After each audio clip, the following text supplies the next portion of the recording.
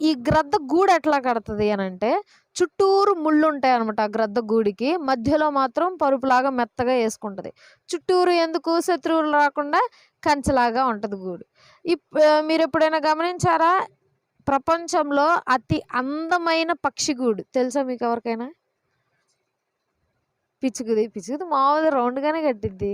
అందమైనది, ప్రత్యేకమైనది ఆ గూడు. అట్లాంటి గూడు ఇంకో పక్షి కట్టదు మళ్ళీ. గిజిగాడు తెలుసా? విన్నారా గిజిగాడు? గిజిగాడు మా తెలుగు లెసన్స్‌లో వచ్చేది చిన్నప్పుడు గిజిగాడు గురించి. ఆ గూడు ఎట్లా కడతది? దాని గూడు ఎట్లా అంటే కొమ్మకి రౌండ్ గట్టిద్ది, కింద ఇంత దాకా గట్టిద్ది గూడు. దీనికి ఇక్కడ ఎంట్రన్స్ ఉంటది. ఇది మొత్తం గూడే పుల్లలతో కట్టిద్ది. చాలా అందంగా ఉండిద్ది ఆ గిజిగాడు కట్టే గూడు. సో, అలా పక్షిరాజు చక్కగా గూడు కట్టుకొని ఎత్తైన ప్రదేశంలో ఉంటాడు. మరి పక్షిరాజుకి అంటే గ్రద్దకి ఉండే ఇంకో క్వాలిటీస్ ఏంటంటే